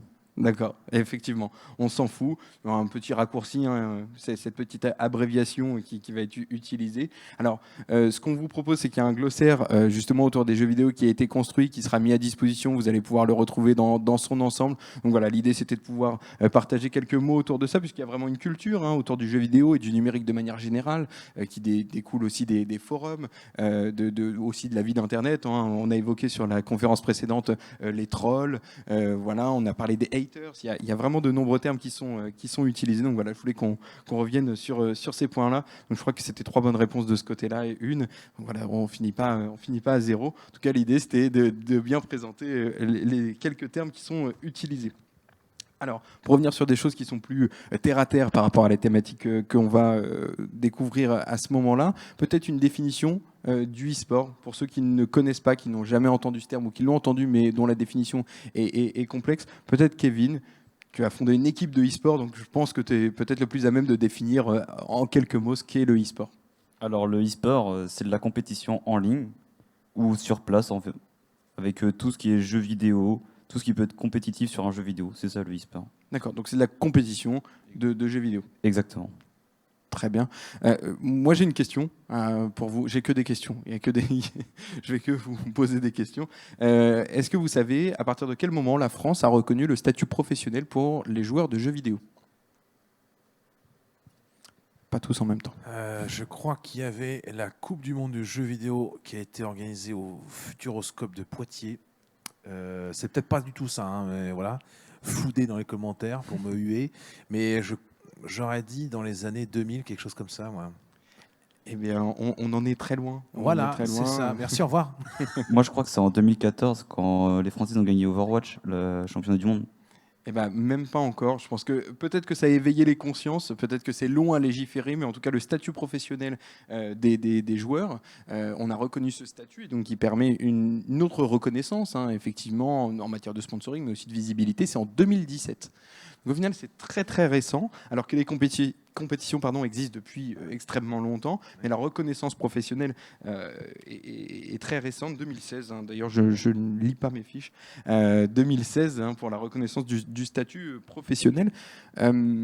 Justement, est-ce que aujourd'hui c'est toujours si inaccessible de travailler dans le jeu vidéo, de devenir un joueur professionnel et d'accéder à ce milieu? C'est vraiment très très très restreint. C'est-à-dire? Il n'y a vraiment pas beaucoup de place. Il faut déjà avoir beaucoup de perfs, c'est-à-dire genre avoir beaucoup de performances en game, être souvent dans les hauts du top, essayer de faire un maximum de points en tournoi, et après on pourrait envisager de devenir joueur pro. Il y a, pour aller dans le même sens, il y a quand même un statut qui a évolué. On a derrière moi des consoles de jeux. À l'époque, on jouait dans son salon, on jouait avec la famille. Il y a quelque chose qui est arrivé, je ne sais pas si vous en avez déjà entendu parler, ça s'appelle Internet, quoi, un truc de malade. Moi, j'ai connu le temps où on n'avait pas vraiment un Internet extraordinaire. On se réunissait dans des salles comme ici, c'est assez magnifique, sur des tables et on jouait ensemble. On appelait ça les LAN. Bon, ça existe beaucoup moins aujourd'hui. Et on jouait ensemble. Sauf qu'Internet est arrivé et ça a permis aussi aux jeunes et aux moins jeunes de s'affronter en direct. sans avoir à ramener l'ordinateur de la famille sur une table. Et ça a permis vraiment du coup un mode compétitif sur beaucoup de jeux, jeux de football, jeux de voiture, jeux de tout ce que vous voulez, de fusils, etc. Et ça a amené le e-sport, je pense. Oui, je pense que tu fais appel à une époque que peut-être certains autour de cette table ne vont pas connaître, mais effectivement les cybercafés, les affrontements en LAN. Je sais qu'on allait dans des endroits, on payait une entrée et puis on avait un jeu ou deux qui pouvaient se jouer en LAN. Hein, je pense Counter-Strike et puis peut-être Quake ou ce genre de jeu. Oui, c'était ça, c'était des jeux, il n'y avait pas 50 jeux, mais les moments de faire un tournoi, on pouvait s'entraîner tout seul devant son PC, mais le fait que le réseau Internet et que le réseau soit développé, interne soit développé, qu'on puisse échanger des informations entre deux consoles ou entre deux ordinateurs, a fait que ça a pris un boom extraordinaire, parce qu'on pouvait se mesurer et s'entraîner aussi, parce que le tournoi, c'est peut-être 2% du temps d'un professionnel du e-sport, le reste du temps, c'est que de l'entraînement, etc., et de la perfection, en fait, pour atteindre la perfection, pardon. Ça me fait rebondir et c'est une question peut-être que je vais poser pour toi, Nora. On a justement l'arrivée de professionnels. Tu parles de l'entraînement, c'est vraiment quelque chose qui est important puisque tu parlais de l'arrivée de l'Internet plus rapide qui permet de s'affronter, d'affronter plus de monde et donc forcément un milieu beaucoup plus restreint. Les élus, entre guillemets, en tout cas les meilleurs, et comme dans toute pratique, le nombre d'élus et ceux qui sont choisis, entre guillemets, pour être joueurs professionnels, etc., c'est extrêmement restreint. Il faut s'entraîner de manière très intense. Justement, quel risque, et là je pose la question, on en échangeait un petit peu avant, autant pour un sportif c'est assez facile d'imaginer quel peut être le type de blessure que l'on peut avoir quand on va pratiquer trop de sport, les blessures musculaires principalement. Pour le jeu vidéo, on a une pratique intensive et pourtant peut-être qu'on n'estime pas les risques encourus, notamment sur la pratique intensive du jeu vidéo. Alors, ceux qui les estiment pas, mais c'est comme dans le sport, c'est ceux qui le pratiquent tout le temps parce qu'ils sont dans un objectif de performance, donc il faut aller jusqu'à cette performance. Mais évidemment, on parlait de claquage tout à l'heure musculaire, on peut parler aussi de claquage de neurones, on peut aussi parler effectivement des conditionnements qui sont faits. C'est-à-dire il y a une culture de l'effort qui s'installe et qui a été conditionnée par les performances. Cette culture de l'effort chez le sportif, son résultat, il arrive à un moment. C'est exactement la même chose pour les joueurs. Seulement, les incidences, elles sont d'ordre physiologique, comme le sportif en même temps, mais elles se situent à un autre niveau. Il peut y avoir une tendinite du pouce ou un truc comme ça, d'accord, mais c'est surtout, je pense au manque de sommeil, par exemple. Quand on s'entraîne, on sait très bien que dans des jeux en ligne, il y a la notion du temps, de la temporalité. Dans un entraînement sportif, le temps est donné. Voilà, c'est tant d'heures d'entraînement par semaine, souvent avec un coach.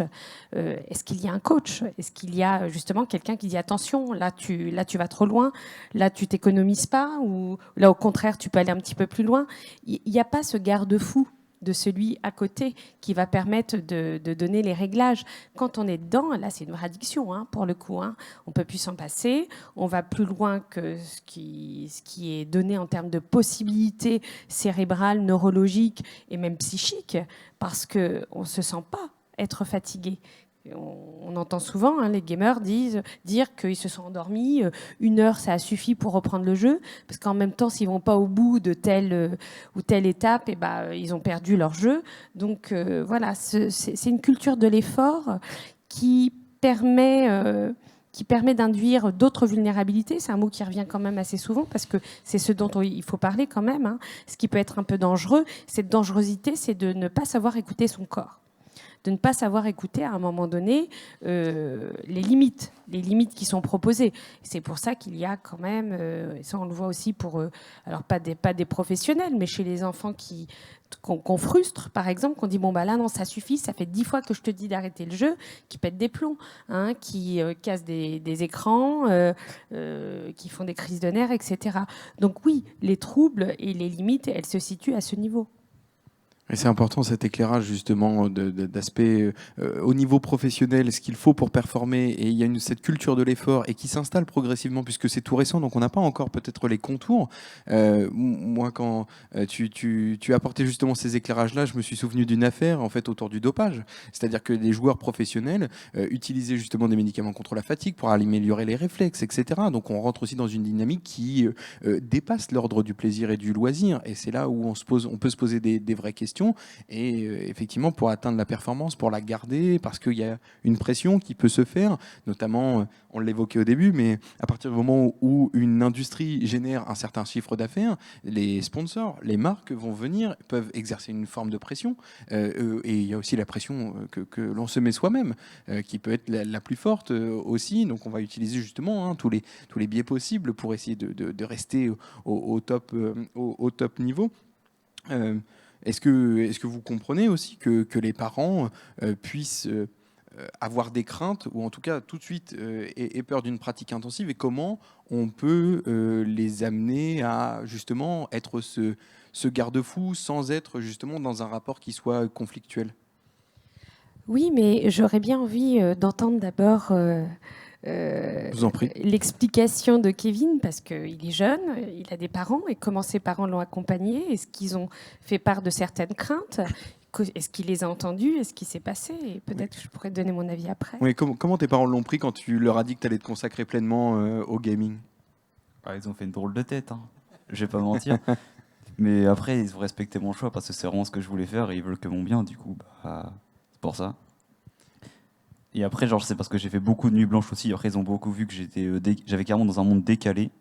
Par exemple, je me levais à midi, 13h pour me coucher à 5-6h du matin. Et du coup, bah, je voyais quasiment jamais mes parents. Ils ont dû, à un moment de dire, bah, on va mettre des limites quand même. Et du coup, bah, je les ai quand même respectés. Après, moi, j'ai adapté avec mes teammates et voilà. Alors pour ceux qui nous regardent, teammates, coéquipiers, Oui, c'est ça. c'est bien ceux avec qui Oui. tu joues quand voilà, tu es connecté.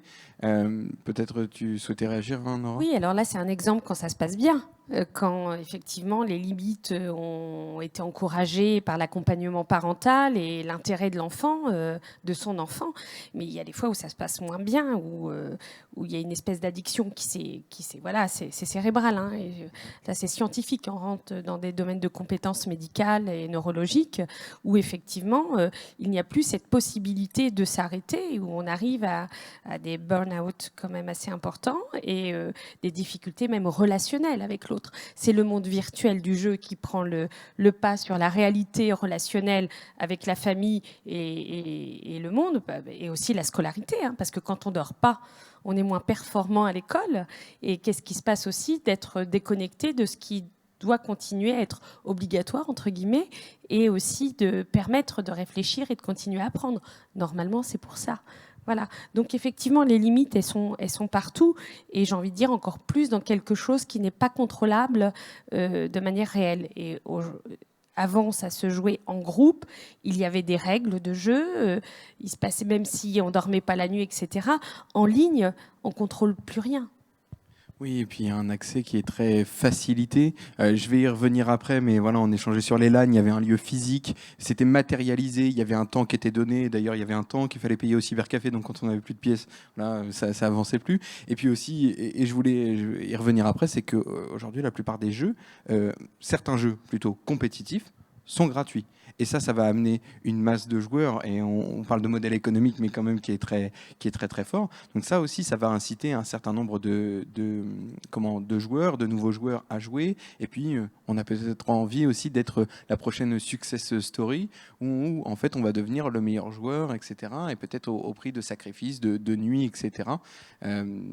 Justement, tu comprends, toi aussi, que est-ce que tu as compris après coup la limite que tes parents ont pu mettre, et est-ce que avec le recul, tu perçois ça comme quelque chose de positif? Oui, c'est sûr, c'est toujours positif d'écouter ses parents parce que ils ont toujours raison. C'est la voix de la Sans raison rentrer qui peut- dans quelque chose de très... Bon, c'est un peu la voix de la raison, les parents quand même. Une voix de raison, oui, peut-être. J'ai une Oscar, question. tu joues, oui? Kevin, comment tu gères du coup le monde des jeux et ta vie personnelle? Au niveau des études, par exemple, comment tu le gères, toi? Bah, j'avais loupé mon année de terminale, j'ai dû redoubler.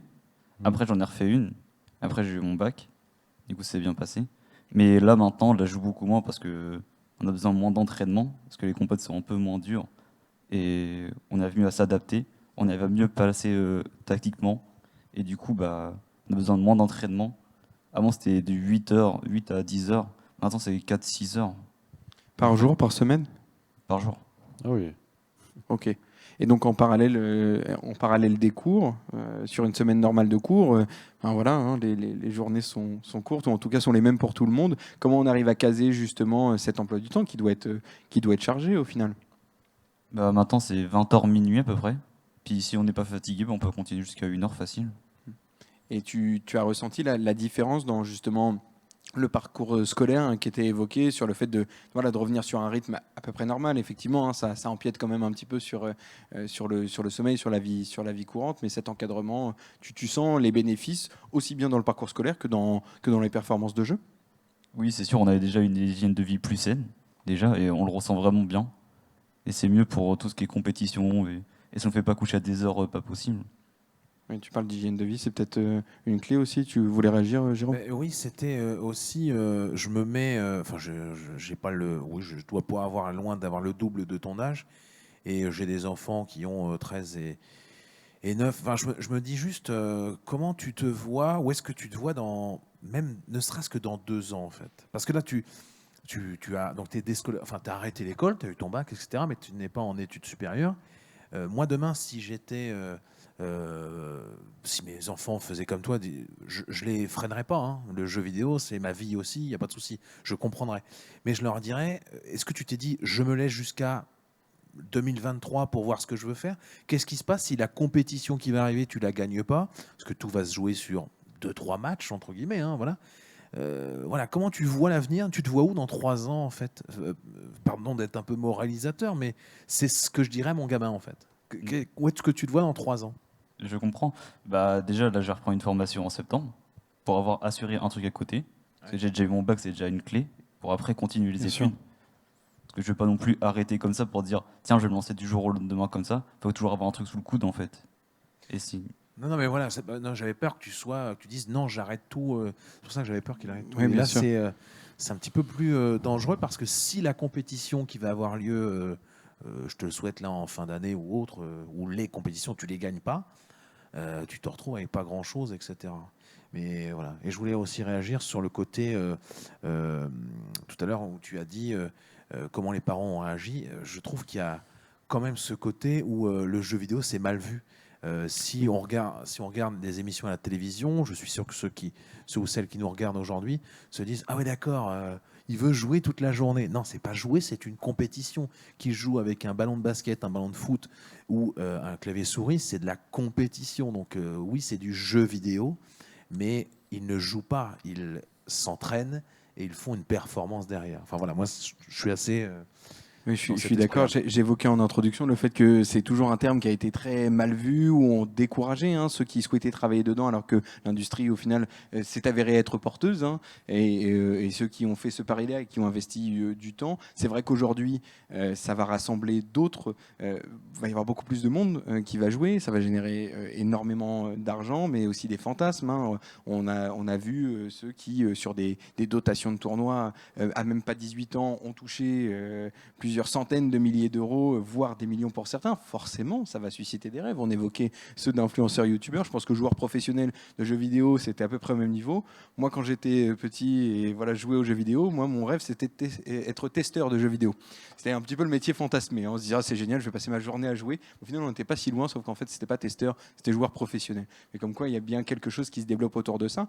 Est-ce que, moi, j'ai une question un peu bête, mais si jamais ce rêve, entre guillemets, de joueur professionnel ne se réalise pas, est-ce que le fait de travailler dans cet univers-là te conviendra tout autant dans l'esprit de passion et de vivre d'une passion?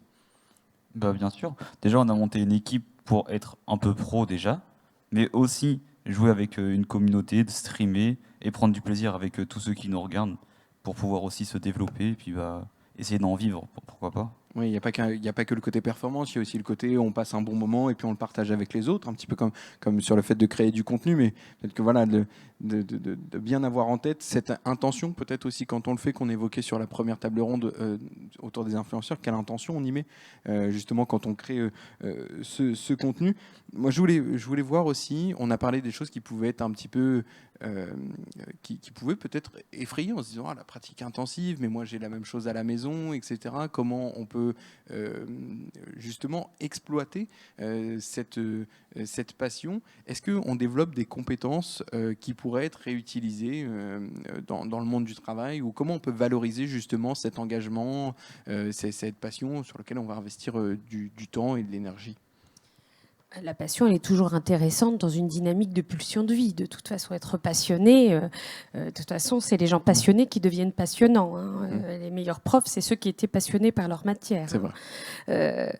Mais oui, donc si elle génère une pulsion effectivement de mouvement en tant que sujet, en tant que personne, d'avoir envie de faire des choses et de les développer à un autre niveau, évidemment que c'est intéressant. Le risque, c'est quand il y a une fixation. C'est ce que vous vouliez évoquer tout à l'heure, je pense que tu voulais évoquer, pardon, quand tu posais la question, mais après, comment tu te projettes dans l'avenir? Donc là, on parle bien d'une dynamique, d'un processus. Comment tu te vois vieillir à travers le jeu? Est-ce que si ça marche pas, il n'y a plus rien d'autre dans ta vie? Le risque, c'est qu'il y ait le vide quand ça se passe pas. Et le vide, c'est le meilleur ennemi de l'homme. Le vide, c'est ce qui aspire et c'est ce qui peut faire très mal, c'est ce qui peut faire tomber. Donc effectivement, soit il y a une résilience et une possibilité de mouvement, comme je disais tout à l'heure, et de pouvoir utiliser ce facteur des possibles. Et dans ce cas-là, c'est tout positif, c'est tout bénef. Ou alors, au contraire, se dire je ne sais rien faire ou je ne peux rien faire en dehors de ce que je faisais. Du jeu, par exemple. Et là, oui, on a des situations où, effectivement, il y a des échecs ou des difficultés. Par exemple, il y a des grands sportifs, puisqu'on faisait le parallèle avec le sport, qui ont un accident important, qui ne peuvent pas faire autrement.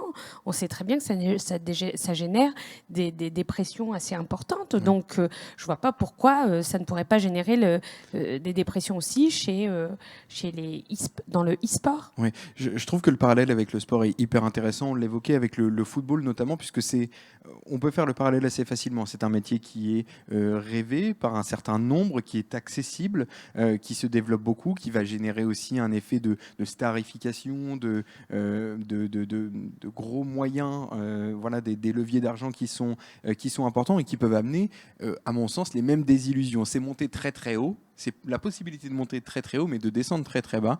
Et c'est important peut-être d'avoir ce filet de sécurité que tu évoquais, qui est important. Moi, j'ai une question pour toi, parce que tu l'as vécu. Quel a été le déclic dans le discours de tes parents, ou pas d'ailleurs? Peut-être que ce n'est pas tes parents qui ont fait ce déclic-là, mais justement pour te dire, OK, il y a ça, mais il faut que j'assure à côté, c'est pas tout, je peux m'y investir, mais il faut quand même avoir quelque chose, parce qu'en fait, c'est une chance sur... je ne vais pas dire 1 million, je n'ai pas la statistique, mais en tout cas, c'est une chance infime de devenir joueur professionnel. Quel a été le déclic? Je pense que c'est plutôt une prise de conscience. Parce qu'un jour, on va bien reconnaître nos erreurs. Et là, je sais que c'était une erreur de vraiment trahir tout le temps le jeu. Mais après, il faut savoir mettre sa dose dedans. Mais après, il y a aussi mes collègues, là, mes teammates, qui m'ont aussi dit faut quand même que tu ailles ton bac et tout, c'est important. Ils m'ont poussé vers l'avant. Il y a aussi ma famille. Il y avait aussi ma prof principale qui m'a vraiment poussé aussi. Il faut vraiment être bien entouré aussi si vous lancez dans un projet comme ça. C'est important d'être entouré. C'est important ce que tu dis justement, s'il y a des parents qui nous regardent, s'il y a des jeunes qui nous regardent, effectivement s'accrocher à son rêve, c'est extrêmement important, s'accrocher à sa passion, ça nous anime, ça nous fait vivre, et c'est important, mais c'est vrai que ça peut justement avoir des conséquences qui peuvent être un petit peu plus dures, et tu l'as évoqué, et je trouve que c'est vraiment important qu'on ait ce témoignage-là. Au-delà de l'expérience où tu crées une équipe de e-sport dans le but de t'exercer, de faire de la compétition, etc., mais quand même de rappeler que si jamais ça n'arrive pas, il faut avoir ce filet de sécurité, et tu seras, je pense, d'autant plus heureux, c'est une estimation, mais une hypothèse, mais d'autant plus heureux de travailler dans le monde du jeu vidéo, quel que soit le biais, parce que si c'est une passion, à partir du moment où la vie elle est bénéfique, et peut-être qu'il y a un petit peu plus de chances de trouver un métier dans ce domaine, que de devenir joueur professionnel, même si ça ne veut pas dire qu'il ne faut pas le faire. Est-ce que vous vouliez ajouter quelque chose par rapport à cette expérience, par rapport à justement les leviers émotionnels que ça peut générer, et comment les parents peuvent accompagner là aussi, hein, un petit peu comme sur les réseaux sociaux, comment on peut accompagner justement la pratique. J'ai certaines ressources pédagogiques qu'on va pouvoir transmettre, etc. Mais comment on peut accompagner au quotidien quand on a un enfant C'est de l'éducation. On parlait tout à l'heure des valeurs propres à chaque famille. Chacun ne communique pas de la même manière avec sa famille. Tout à l'heure, Kevin parlait non, je pense que c'est toi qui parlais de filet de sécurité. Kevin parlait d'entourage. Chacun va entourer de manière différente. Il n'y a pas une formule magique parce que chacun a sa manière de faire. C'est simplement le fait de ne pas accompagner qui sera préjudiciable.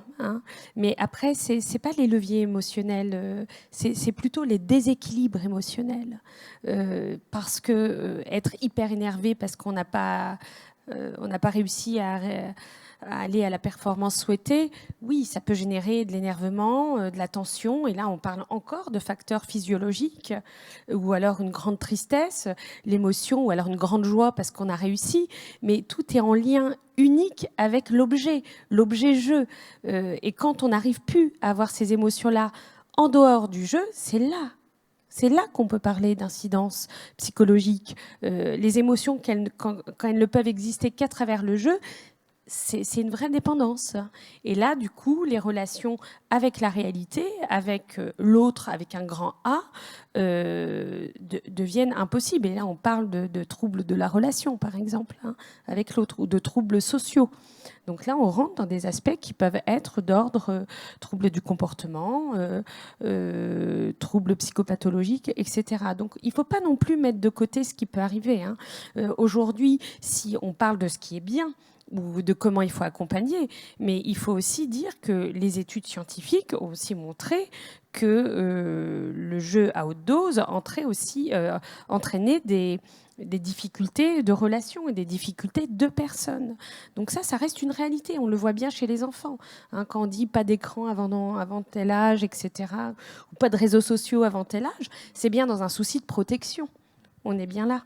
Tout à fait. Je pense que l'industrie du jeu vidéo a été contrainte aussi de s'adapter et de proposer donc des codes PEGI. Donc les codes PEGI, c'est ce qu'il y a derrière les boîtes et voilà la recommandation d'âge sur la pratique d'un jeu. Et ça, c'est important de les respecter, de les prendre en compte parce qu'ils ont une véritable incidence et qu'on ne peut pas être exposé de la même manière en fonction de son âge à chacune des situations. Dans les ressources pédagogiques, on parlait de ça, mais pour accompagner les parents, il y a un site qui s'appelle Pédagogeux qui invite en fait à jouer avec les enfants et à avoir une approche. Et c'est là où je pense que peut-être que l'apprentissage des parents sur la pédagogie autour du jeu vidéo est à construire, est à faire. Il y a des ressources qui existent, mais il faut s'y intéresser, ne pas négliger les risques comme étant, oui, on est sur un jeu, mais je pense qu'il y a moins de risques sur les jeux de société. Je me trompe peut-être, et on n'a plus tu joues ou quoi pour en parler, mais après, c'est le principe d'addiction, et peut-être qu'il est plus élevé sur la thématique du jeu vidéo.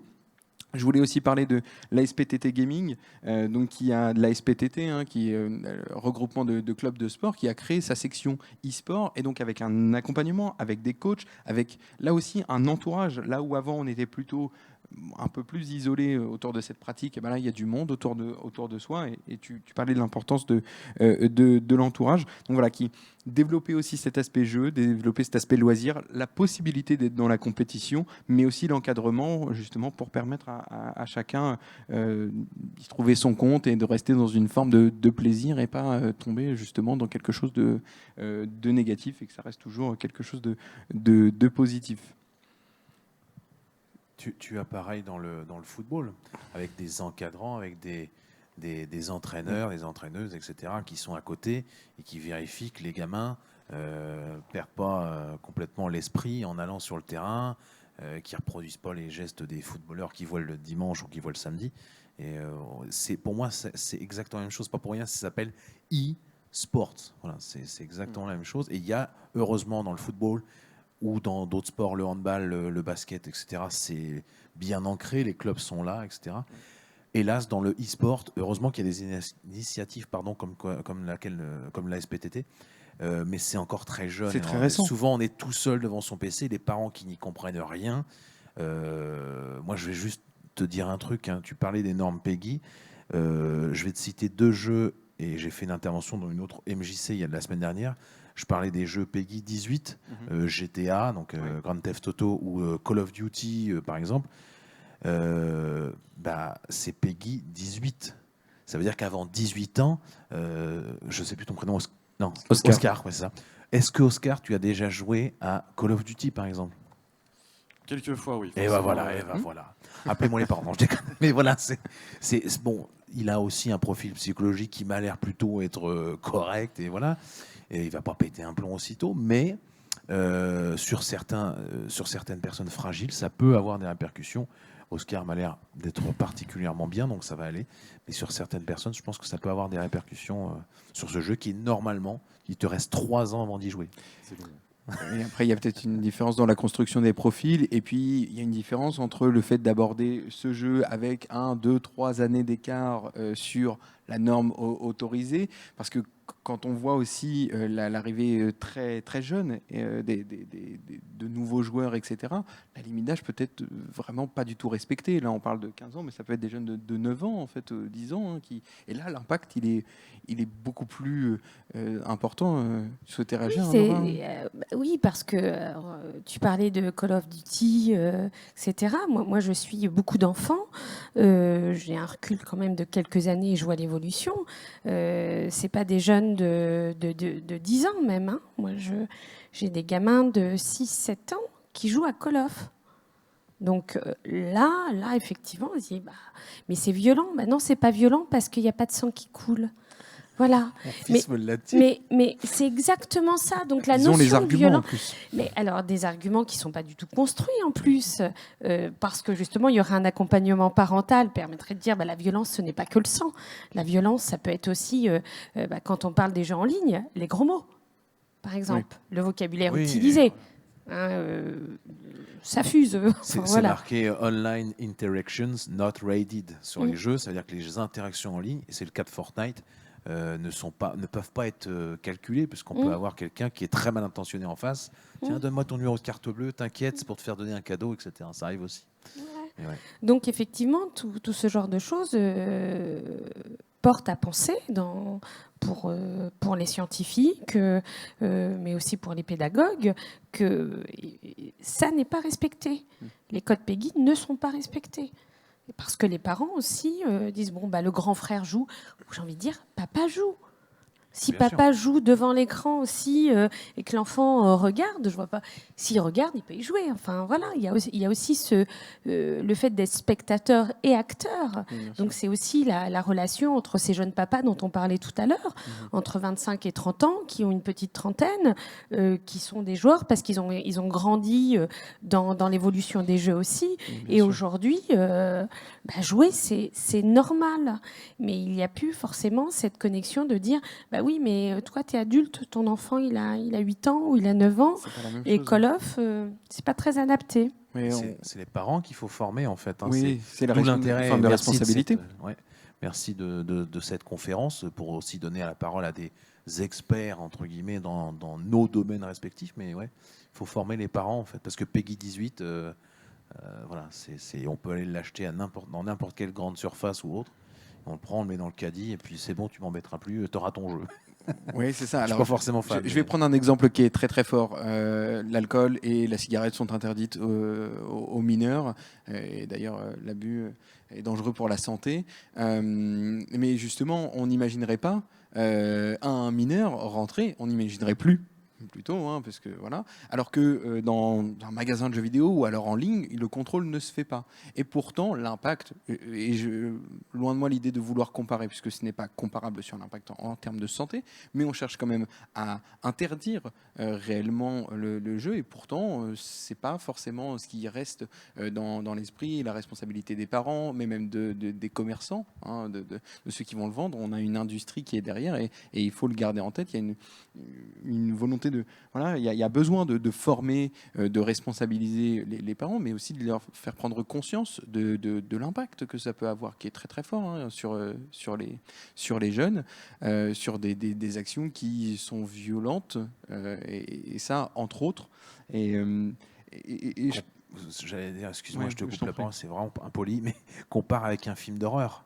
Oui, bien Un sûr. film d'horreur interdit aux moins de 18 ans ou un film olé olé interdit aux moins de 16 ans, jamais mes parents m'auraient laissé regarder un film.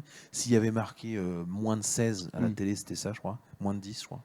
Tout à fait. Mais ils m'auraient jamais laissé regarder. Ah non, c'est un film d'horreur, tu vas te coucher. On change de chaîne. Ouais. Alors que là, sur les jeux vidéo, ça ne dérange personne. Donc c'est pour ça que je dis qu'il faut former les parents. Et je le fais aussi en vulgarisant sur les chaînes. Voilà, c'est ça. Mais... J'allais justement faire le parallèle avec ça. Juste pour parler d'un phénomène de société, je pense qu'après notre temps, hein, sera écoulé, mais je voulais revenir dessus parce que je trouve qu'il est vraiment intéressant à plus d'un titre. On parlait du jeu Fortnite.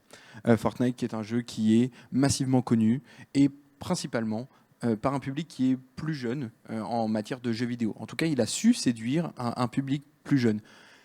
Qu'est-ce qui va le différencier d'un Call of Duty, puisque on est sur un mode où il faut éliminer l'ensemble des participants. Éliminer purement et simplement comme Call of Duty, hein, on peut le dire. Et pourtant, ils ont obtenu une accréditation PEGI 12, avec des graphismes peut-être édulcorés, peut-être avec un mode de jeu qui est autre. Et c'est malin et pas dans le bon sens, hein, forcément, si on le regarde à ce niveau-là. Et ils ont su toucher, ils ont su, par un univers édulcoré, faire passer un petit peu la chose.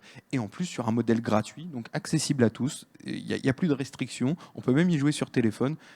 Voilà, c'est... Mais il n'y avait pas de sang qui coulait. Nora l'a dit tout à l'heure, il n'y a pas de sang qui coule dans Fortnite. C'est bon, papa, je peux y jouer.